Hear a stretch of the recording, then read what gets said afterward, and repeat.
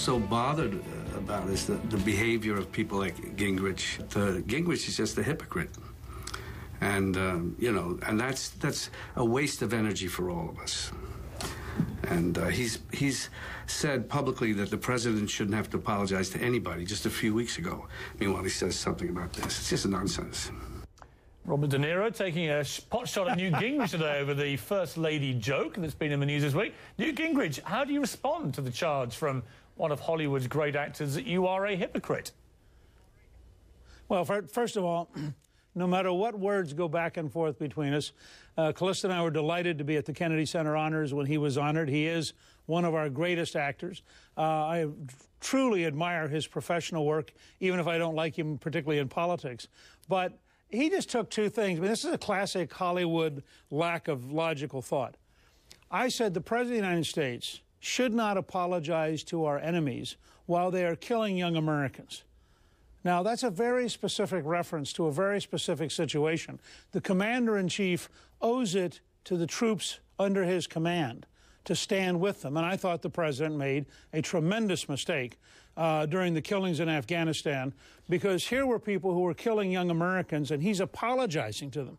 That has nothing to do with requesting that Robert De Niro, who the White House itself said that he said the wrong things, took three perfectly fine women and compared them to Michelle Obama in a way that basically talked about white first ladies. And my only point was, I made 2 points about this. First, it was really the wrong thing for him to say, and the White House apparently has agreed.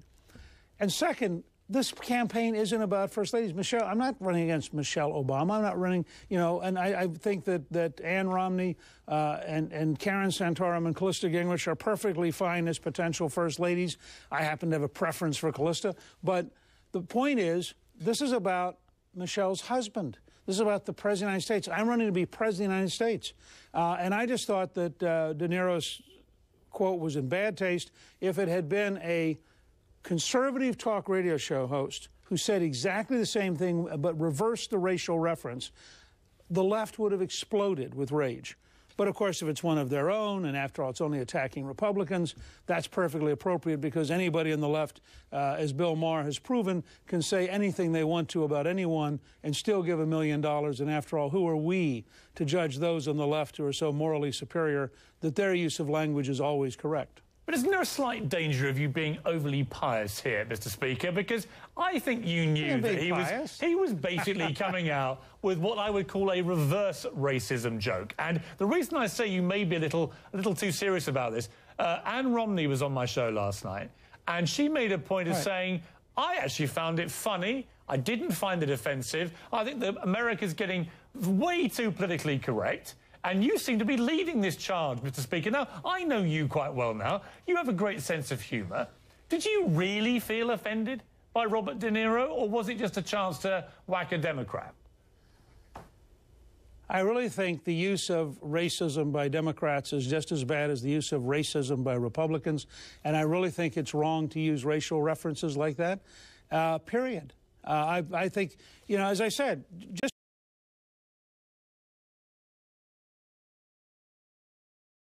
So he was flipping the racial taunts on their side and making... So flipping it... Okay, I just want to make clear here, Piers. Flipping it's always okay because it's always the left that is flipping it, and therefore when the left says things, it's always okay.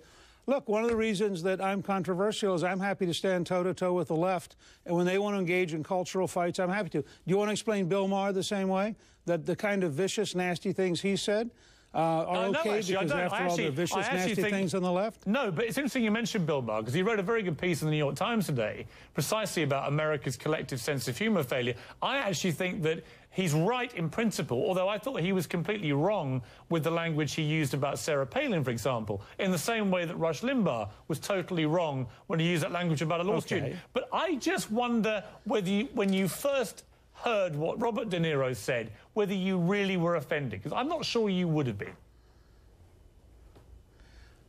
I really do think that it's occasionally okay for conservatives to stand up and say we don't like being smeared, and I really do think the language he was using is typical. Now, look, I get it. I understand where you're coming from, and It was not a gigantic thing. It was a very specific one-time thing. The White House itself agreed his language was inappropriate.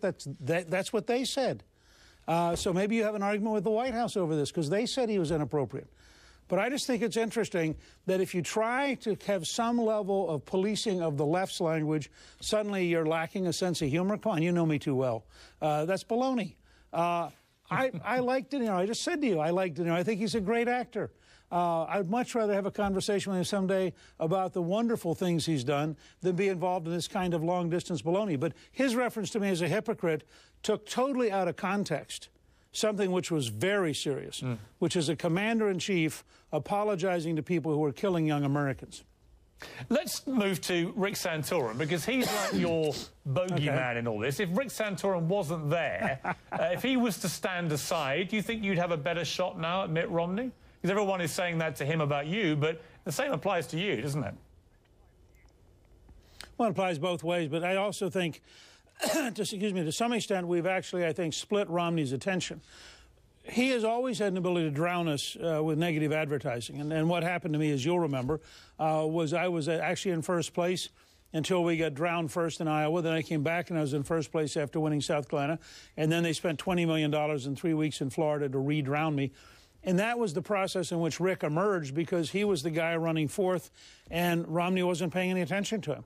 Rick then got a really good bounce and ran, I think, a very positive campaign for a while. Now he's suffering a similar kind of challenge. And the question is whether or not between us, Ron Paul and Rick and I, can get enough votes to stop Romney from having an absolute majority. If he does, I mean, Romney's challenge is simple.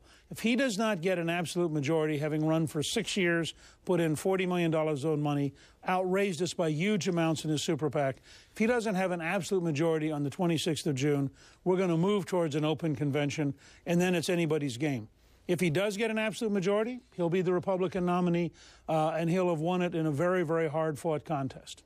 Critics of that position would say the last thing the Republicans need is to get to the convention and have open season, that just plays completely into Barack Obama's hands.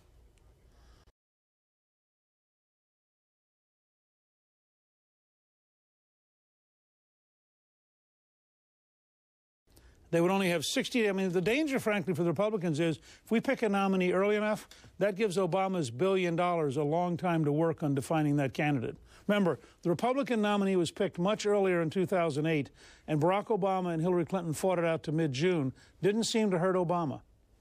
Speaker Gingrich, I admire your fortitude enormously. It's always a pleasure to talk to you. I would make it up with Robert DeNiro. He's a big lad. Thank you. He's got a tasty right hook.